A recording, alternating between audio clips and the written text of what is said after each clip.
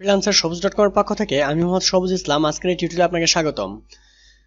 তো HTML এর যে বাংলা টিউটোরিয়াল স্টার্ট করেছি তার 26 নাম্বার পার্টে চলে আসছি এবং এই পার্টে আমরা দেখব কিভাবে কোনো ফাইল আমরা আপলোড করতে পারি বা ফাইলগুলো কিভাবে আপলোড করা হয়।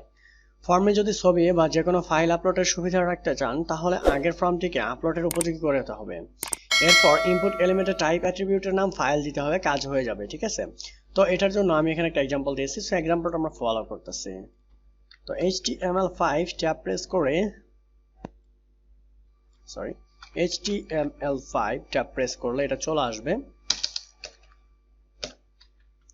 এবং এখানে দেখুন ফ্রন্ট অ্যাকশন হচ্ছে clip PHP post, input time হচ্ছে ফাইল ইউজার ফ্রম। ওকে, আমি যদি এটা ব্রাউজারে গিয়ে রিলোড করি তাহলে ফাইল আপলোডের একটা অপশন চলে আসছে। যদি এখানে ক্লিক করি চুজ ফাইল তাহলে আমি কম্পিউটারে নিয়ে যাবে, দেন আমি এখানে ফাইল একটা ওপেন করতে পারতেছি।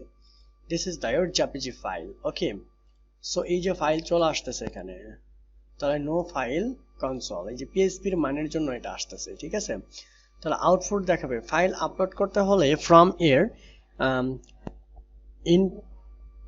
টাইপ বা অ্যাট্রিবিউট দিতে হবে আর ইনপুট এর টাইপ দিতে হবে ফাইল। ডিসেবল বা রিলোড অনলি অ্যাট্রিবিউট ব্যবহার করতে পারেন, এগুলির আগের টিউটোরিয়ালে আলোচনা হয়েছে।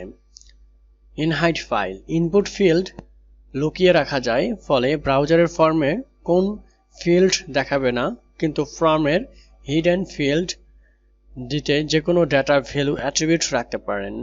যেমন এখানে একটা এক্সাম্পল দেওয়া আছে, আপনারা এগুলো দেখবেন, ডেসক্রিপশন বক্সে আমি একটা লিঙ্ক দিয়ে দিব, আপনারা এগুলো পড়ে দেখতে পারবেন, কোনো সমস্যা নেই। ধরুন আপনার সাইটে একটা মূল তালিকা আছে, সেখানে ইউজার যে কোনো একটা পেজের সিলেক্ট করে সাবমিট করলে তাকে একটা ফর্ম পূরণের জন্য ফর্ম পেজে পাঠিয়ে দিলেন। যে পেজটা সিলেক্ট করলো সেটার মূল জাভাস্ক্রিপ্ট বা PHP দিয়ে নিচের মূল ফর্মের একটা হিডেন ফাইল তৈরি করে রেখে দিতে পারে।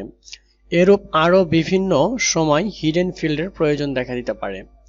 এটাই হচ্ছে মূলত ফাইল আমরা কিভাবে আপলোড করব, এটা হচ্ছে ফাইলের একটা টেক্সট। তো thank you so much watching this tutorial. Next টিউটোরিয়ালে আবার দেখা হবে।